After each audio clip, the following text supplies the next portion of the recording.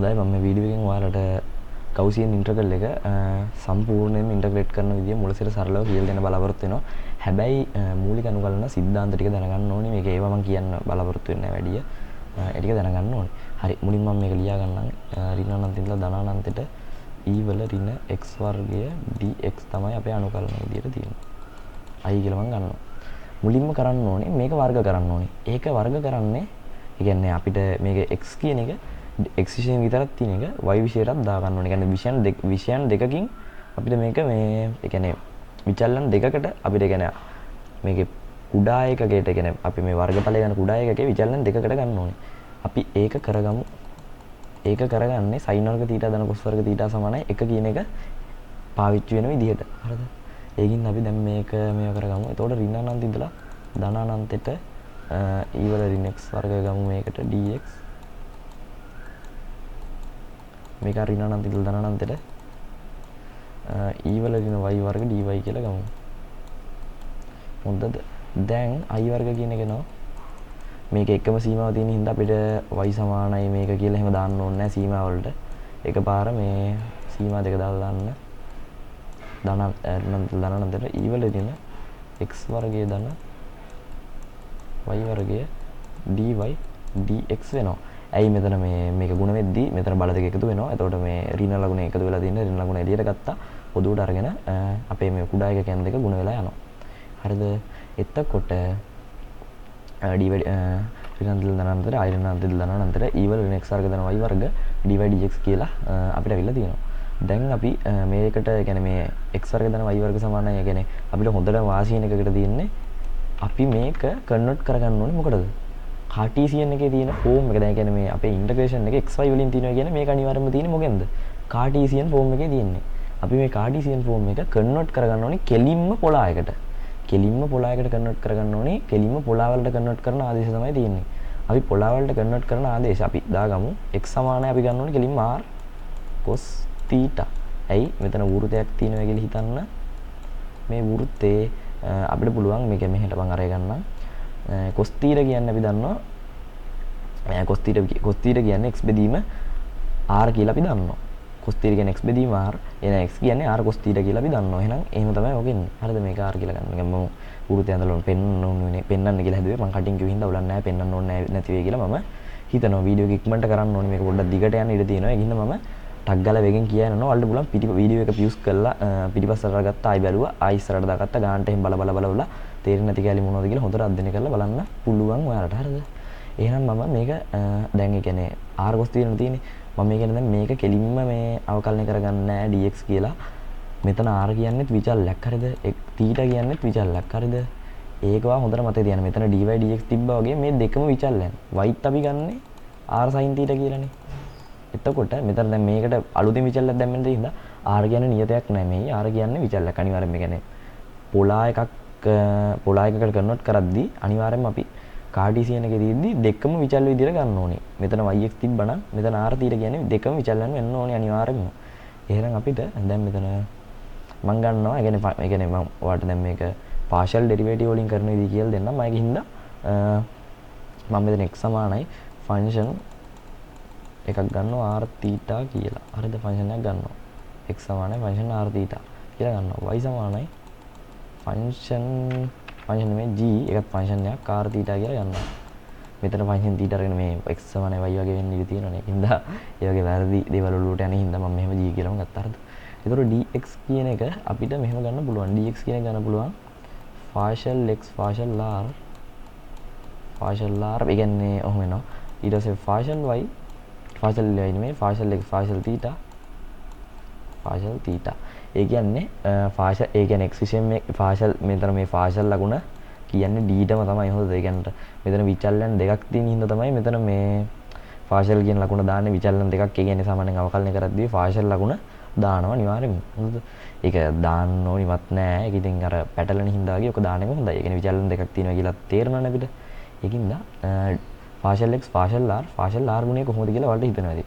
දැන් partial x අපිට අවකලනය කරගන්න තියෙන්නේ partial x අපිට අවකලනය කරගන්න තියෙන්නේ partial x නෙමෙයි මම dx කියලා ගන්න. dx අවකලනය කරගන්න තියෙන්නේ මොන විශේෂද? d r θ විශේෂයෙන්.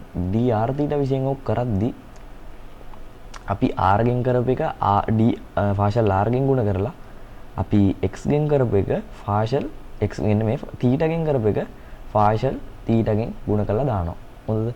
ඔන්නෝක තමයි ඒ කියන්නේ සාමාන්‍යයෙන් මෙන්න මේ වගේ එකක් x කියන එක අවකලනය කරගන්න තියෙන එක දෙකකින් තියෙදි විචලන දෙකකින් තියෙදි පොඩ්ඩක් බලා ගන්න. මේක ලියලා ඒකෙන් පස්සේ මේක ලියලා පොඩ්ඩක් බලා ගන්නට. එතකොට හරි. ඊට පස්සේ මොනවා වෙනවා? ඊට පස්සේ y සමානයි dy සමානයි කියලා ලියන්න. dy සමානයි ඒකත් තමයි partial y partial r ධන partial y partial theta කියලා එනවා. දැන් අපිට dy dx නෙවෙයි. අපි එහෙනම් dy dx ගමු. dy dx ගත්තට පස්සේ අපිට එනවා පළවෙනි එකයි අපි ගුණ කරලා දාමු. partial x partial r partial y partial r partial r හරිද? ඔහොම එනවා. ධන ඊට පස්සේ අපි පළවෙනි එකයි මේකයි ගුණ කරලා දාමු. partial x දන්නවනේ නේ වරහන් දාලා ගුණ කරන්න ඕනේ නැහැ නේ. සිගිතියා දැල්ලක් දෙන්න ඕනේ නැහැ මෙතන. කරන ඉන්ටග්‍රේෂන් එකට අපි මේ කරන ඉන්ටග්‍රල් එක තියෙනවනේ. ඒකට ගරු කිරීමක් වශයෙන් එහෙම කරන්න ඕනේ නැහැ. හරිද? ඒකින්ද මේ එකපාර ගුණ කරලා දාන්න බලලා මේකෙන් partial x partial r partial y partial theta partial r partial theta මේ දෙක වෙනම ගන්න අර දෙක වෙනම ගන්න. හරිද? ඊට පස්සේ ඊතුරු දෙකම යටින් ලියන්න මේවා ඉඩමදි වෙන හින්දා මෙහෙම තමයි මේ පෙළීම තමයි එන්නේ. හොඳ මේක මේ දෙක ඒ දෙක ලියන්නම්. දෙවෙනි එක පළවෙනි එක ගුණ කරමු. partial x partial r partial theta partial x partial r partial x partial x partial theta නේ. partial x partial theta partial x partial r partial theta partial r වෙනවා. හරිනේ මේ විෂයන් දෙක වෙනවයි මේ දෙක වෙනමයි ගුණ කරાવી. ඊට පස්සේ ඒකට එකතු වෙනවා ඒකටත් එකතු වෙනවා මේ දෙක අවසාන දෙකත් ගුණ කරලා දාමු. partial x partial theta partial y partial theta partial theta දැන් ඔයාලට පොඩි තර්කයක් ගේන්නවා මෙතනට. ඒ කියන්නේ මෙතන දැන් හතරක් විතර තියෙනවනේ පද. ওই පද ටික අපි සීමා කරගන්න ඕනේ. කියන්නේ සීමා කරගන්න කියන්නේ සීමා වෙන ඔටෝම ඉතින් තියෙන විදිහට. දැන් බලන්න පොඩි d partial r ඔය කීයද ඕක? ඕක අනිවාර්යෙන් බිඳුවක් එන්න ඕනේ. ඒ කියන්නේ පොඩි මේ r ගේ කොටස් දෙකක් අනිවාර්යෙන්ම පොඩි දෙකක් ඔය වගේ ගුණනහම බිඳුවක් වෙන්න ඕනේ. ඊට පස්සේ අපිට තියෙනවා ඉන්ටග්‍රල් වල ජියොමෙට්‍රි කියලා තියෙනවා. කියන්නේ ජ්‍යාමිතිය. ওই ජ්‍යාමිතියට අනුව පොළාවලට කන්වර්ට් වෙද්දී ඕක අපිට කියන්න පුළුවන් dr d theta partial r partial theta හරි dr d theta හරි අපිට කියන්න පුළුවන් ඍණ d theta dr කියලා කියන්න පුළුවන්. හොඳද? ඍණ d theta dr කියලා කියන්න පුළුවන්. හැම තැනම ඔහොමයි පොළාවලට කන්වර්ට් වෙද්දී හැම ගානකම ඕක ඔහොම ඉදිරියටම වෙනවා. ඒකින්ද හිතන්න එපා මේක විතරක් ස්පෙෂල් කියලා. ඒකට තමයි කියන්නේ ඉන්ටග්‍රේෂන් වල තියෙන ජියොමෙට්‍රි කියලා. ඒක කාඩීසියන් එකට එච්චර අදාළ වෙන්නේ නැහැ. පොළායකට අදාළ වෙනවා. මොකද r theta ගෙන් තියෙන එකක් කරද්දී ඔය ආකාරයට එනවා ඕක. හරිද? ඊට පස්සේ අපිට තියෙන්නේ කියන්නේ මේ partial r සමාන බිඳුව වුණා වගේ partial theta කියන්නේ බිඳුව. එහෙනම් මෙන්න මේ පද දෙක කුට්ටි පිටින්ම බිඳුවයි. මේකත් බිඳුවයි මේකත් මේ theta දෙකක් තියෙනවනේ. මේකත් බිඳුවයි. හරිද? මේ බලන්න මෙතනත් theta මෙතන dr මේ දෙක බිඳුව වුණා කියන්නේ මේ වැඩක් නැහැ. බිඳුව එකකින් ඉවරයි. මෙතන අනිත් දෙක එන්නේ. ඒතර dy dx එනවා. dy dx එනවා. මෙන්න මෙහෙම. partial x partial r partial y partial theta partial r partial theta කියලා එනවා. හරිද? කුරු ගණන් ගන්න එපා. මේ partial ලකුණ හරියට ලියන්න අමාරුයි මේ mouse එකෙන් කරන හින්දා. touch pad එකෙන් එහෙම නෙවෙයි ලියන්නේ. ඒකින්ද ගණන් ගන්න එපා. හොඳද? ඔයාලට විචලයන් ටික පේන්න තියෙනවනේ. x r y theta කියලා එහෙම පේන්න තියෙනවනේ. ඒකින්ද ඒක ගණන් ගන්න එපා. ධන මේ පදෙත් තියෙනවා. මේ පදේ partial theta partial r තියෙන හින්දා මේක බිඳුව වෙන්නේ නැහැ නේ. එකක් තියෙනවා. partial x partial theta partial x partial r. හරිද? partial x partial r. මෙතන මේ දෙවෙනි පදේ පළවෙනි ගුණ කරලා ඊට පස්සේ partial x මේකට partial y එන්නේ. මෙන්න මෙතෙන්ට y එන්නේ. පොඩි මිස්ටේක් එකක් වෙලා තියෙනවා. partial y partial r. හරිද? ඒ කියන්නේ මම බැලුවේ partial x partial theta partial y partial r වෙනවා. partial theta partial y partial r වෙනවා. හරිද? ඔන්න වෙනවා. මේක partial theta partial r වෙනවා පිළිවෙල. එතකොට ওই ටිකත් ওই විදිහටම වෙනවා. ඊට පස්සේ dy dx කියන එකේ මම මෙන්න මේ කොටස ලියා ගන්නවා ඍණ partial r partial theta කියලා. එහෙම ලියන්න පුළුවන් නේ දැන්. මෙතන සම්බන්ධතාවයට තියෙන්නේ. ලියන්න පුළුවන් නේ partial x partial r partial y partial theta partial r partial theta ඍණ partial x partial theta partial y partial r ඊට පස්සේ partial r partial theta කියලා කියනවා. දැන් partial r partial theta අපි d විශේෂයෙන්ම එළියට ගමු. අපිට ඒක ඕනලා dx dy dr dt කරන්න පුළුවන් dy dx එක මේ තියෙන වගේ. අපිට මෙතන මේ පොඩි අර නොටේෂන් එකක් විතරයි තියෙන්නේ. මේක dr ට dx ට මේකත් සමානයි. මේ කොටස හැම එකම සමානයි. හරිද? ඒ partial කියන්නේ අලුත් නොටේෂන් එකක්. විචලන දෙකක් තුනක් තියෙද්දි අවකලනය කරන්න ওই විදිහට ලියනවා අපි. හරිද?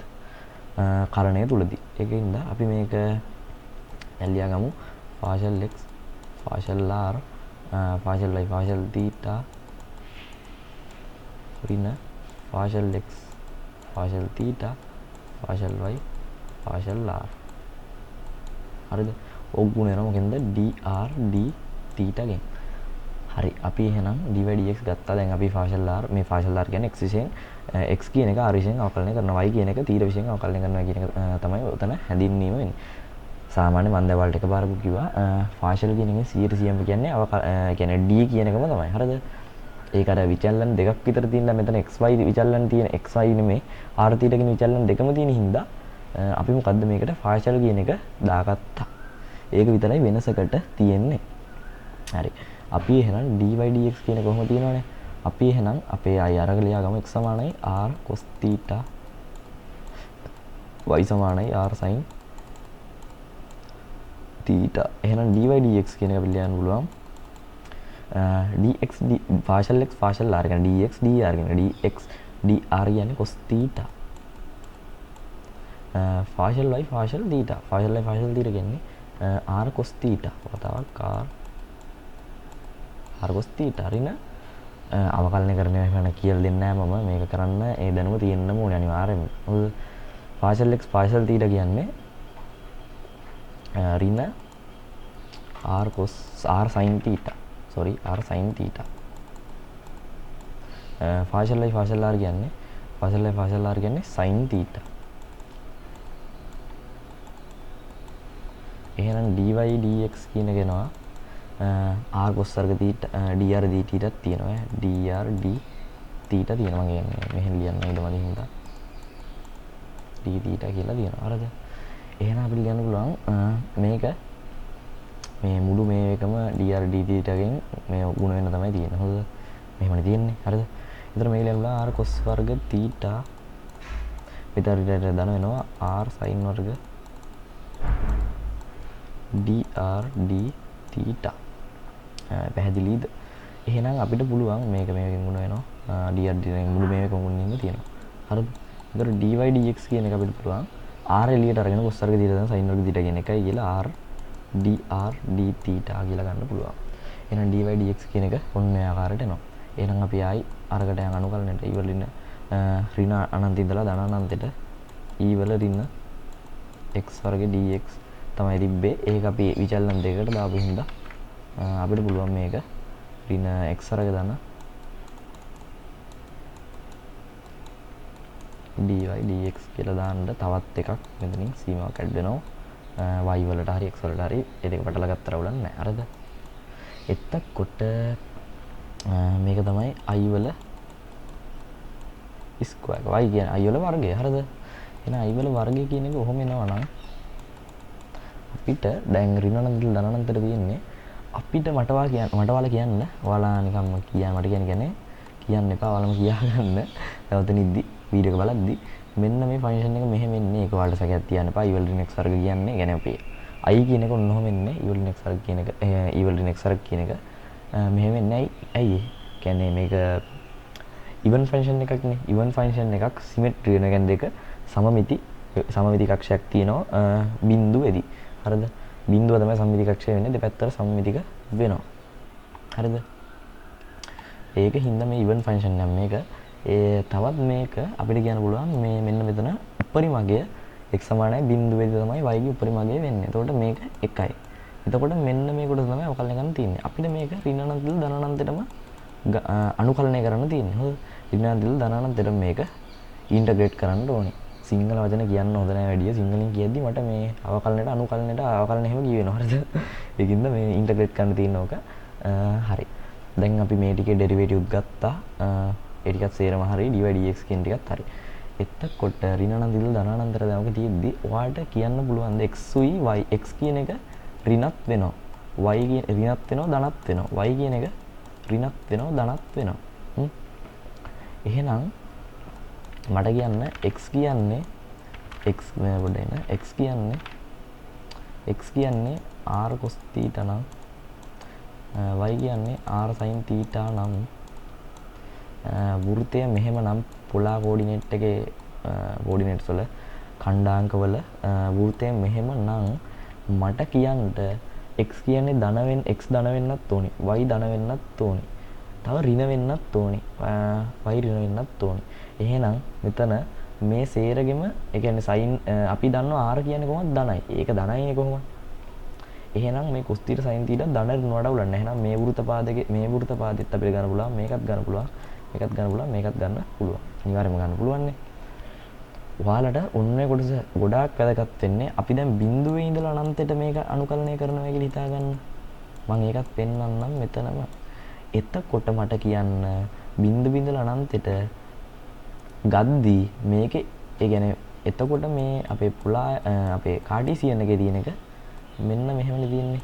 මෙන්න මෙතන ඉඳන් මෙන්න මේ අනන්තයට වෙනකන් තමයි ධන අනන්තයට වෙනකන් තමයි තියෙන්නේ. එතකොට x කියන එකත් ධන වෙනවා. x කියන එකත් ධන y කියන එකත් ධන වෙනවා නේ. y කියන එකත් ධන. එතකොට s උත් ධන y ධන r උත් ධන නම් අනිවාර්යෙන්ම sin θ සහ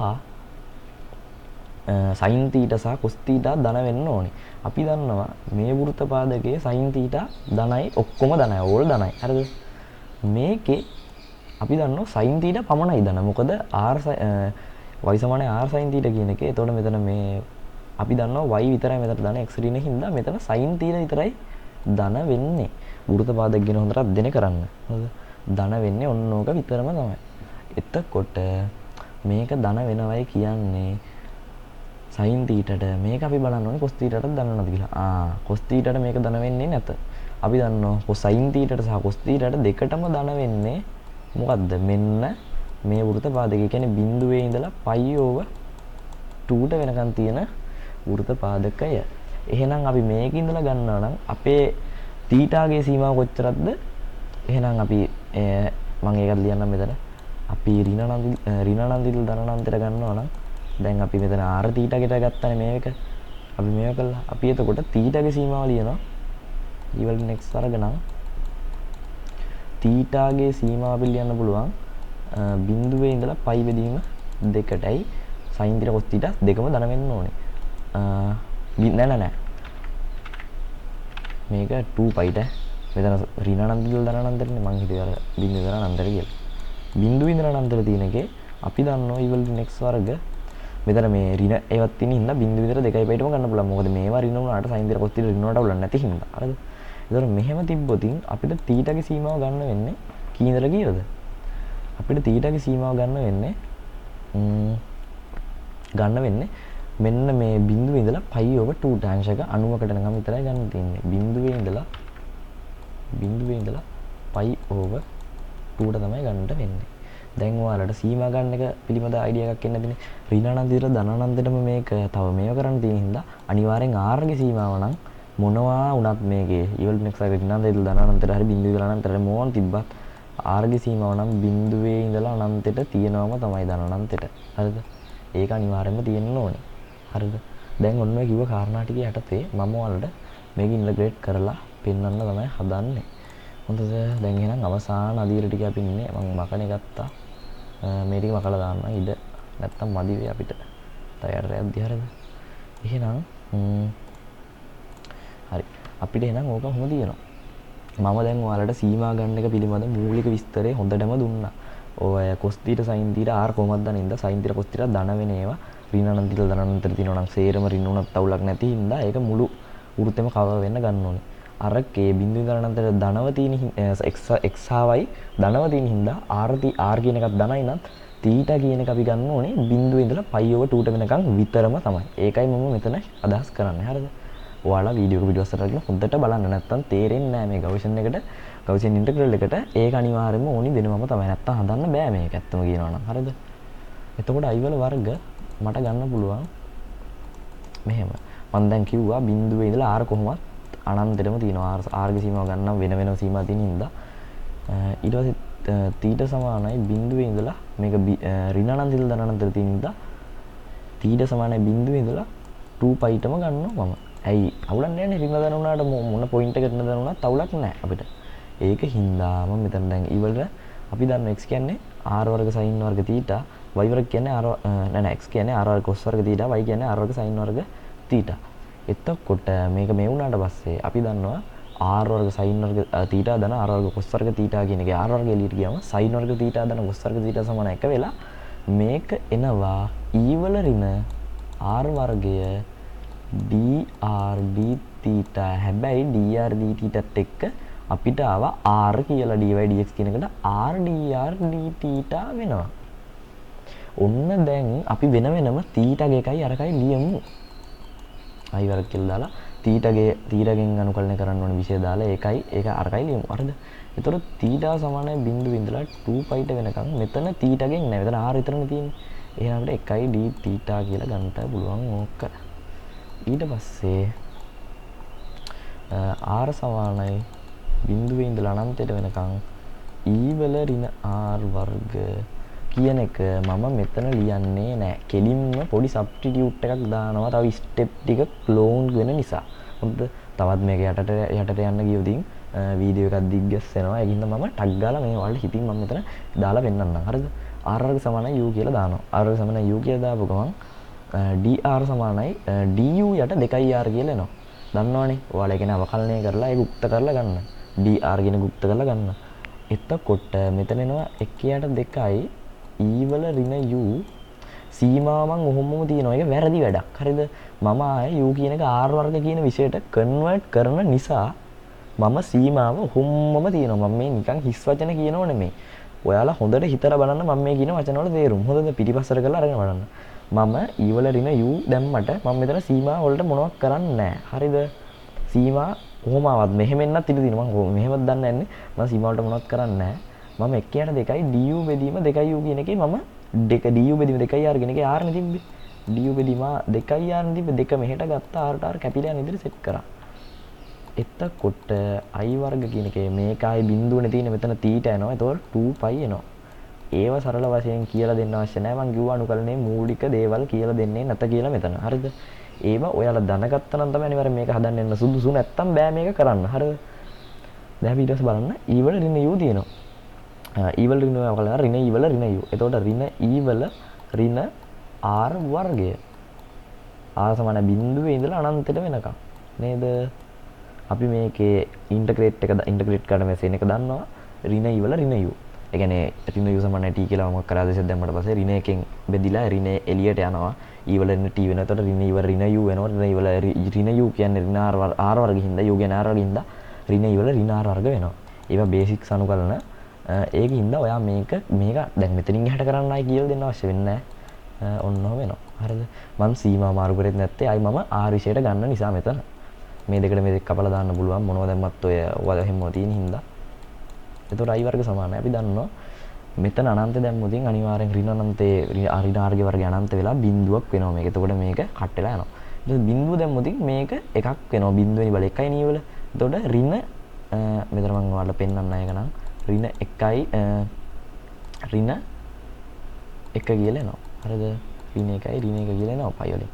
ඇයි මෙතන ඍණ එකක් තියෙනවා. ආයි බිඳුව දැම්මට පස්සේ ආයි ඍණ එකක් වෙනවා අනුකල්නේ පළවෙනි සීමාවෙන් දෙවෙනි සීමාව අඩු කරාම. එතකොට මේක ධන වෙලා පයි කියලා එනවා i වර්ග. අපිම බලෙන් මේක i වර්ග කරපු හින්දා මේකට ධන මූලෙ මේකට ධන මූලෙ විතරනේ ගන්න අපි කොහොමද? i වර්ග බලයකට ධන මූලෙ විතරයි ගන්න. එහෙනම් i සමානයි square root of pi වෙනවා. ඔන්න අපි යන අවසානෙටම කිසිම දෙයක් මේ කියන්නේ අපැහැදිලි වෙනවා. අනිවාර්යයෙන් මේක අපැහැදිලි වෙන තැන් ඇති. මම ඕනි තැන් හොඳටම කිව්වා වීඩියෝ එක පිටිපස්සට අරගෙන බලන්න. මේක පොඩ්ඩක් තිත් වෙන වැඩක් තමයි. නැත්තේ නෑ බොරු කියන්න ඕනේ නෑ පිළිගන්නවා. මම මෙතනට සීමා ගන්න වැඩේ සෑහෙන්න අමාරු වැඩක් කියලා හිතුණාට සෑහෙන්න ලේසි වැඩක් ඒක. හරිද? ඒකින්ද අපිට එහෙනම් අවසානයේදී ගෞසියන් ඉන්ටග්‍රල් එක මෙහෙම ආවා. කියන්නේ මෙන්න මේ වගේ ෆන්ක්ෂන් එකක් තියෙන්නේ. මම කලිනුත් පෙන්නුවා. එකේදී තමයි උපරිමයක් ගන්න මේක. මේ x අක්ෂයට ඍණ අනන්තදී බිඳුව වෙනවා. මෙහෙම යන්නේ. ඕක මේ අනුකලන කරලා මේකේ ඒරියා එක අපි කිව්වා ස්ක්වයර් රූට් එක 5 ගේ. මේක ගොඩක් ස්පෙෂල් සීන් එකක්. ඒ කියන්නේ 5 ස්ක්වයර් රූට් එකක් කියනවා කියන්නේ මෙතන. ඒ කියන්නේ අපේ ඒ කියන්නේ මේ කණ්ඩායමේ අපි වෘත්තයකට දැම්මා. ඒක හරියි. ඒක මම පිළිගන්නවා. උනාට මේක වෘත්තයක තිබ්බ දෙයක් නෙමෙයිනේ. මේක කාටීසියන් ෆෝම් එකේ තිබ්බ දෙයක් නේ. කියන්නේ මම පොලායකට කන්වර්ට් කරාට මේක කාටීසියන් ෆෝම් එකේ තිබ්බ දෙයක්. ඒ කියන්නේ කාටීසියන් ෆෝම් එකේ තිබ්බ දෙයකට මේ වගේ ස්ක්වයර් රූට් 5 ගේ මොකක් හරි එකක් එනවා නම් ඒක සෑහෙන ස්පෙෂල්. හොඳද? මේක ගණන් වල සරණතම දෙයක් අනිවාර්යෙන්ම. ඒක නිසා මේක සුපිරි වැඩක්. අනිවාර්යෙන් බලා ගන්න. ඉස්සරහට තවත් ගොඩක් අමාරු දේවල් මම කියන්නේ අර ඉන්ටග්‍රේෂන් වල තියෙන සෑහෙන අපිරි දේවල් තියෙනවනේ. ඒ වගේ දේවල් ගේන්න බලාපොරොත්තු වෙනවා. ගොඩක් අර තේරුම් ගන්න අමාරු දේවල් තේරුම් කරලා දෙන්න. හරිද? මම දේවල්ට සීමා ගන්න එකේ හොඳ එක්ස්ප්ලেইন එකක් කරා උඩදී ඒක හොඳට බලන්න. හොඳද? වීඩියෝ එක පියුස් කරලා බලන්න. ආයේ මොකද්ද මූ කිව්වේ කියලා හොඳට බලන්න. මම කිව්ව එක බලන්න. එතකොට ඔයාලට අයිඩියා එකක් එන සුබ දවසක් කියලා වීඩියෝ එක එන්ඩ් කරලා දානවා මම. හරි.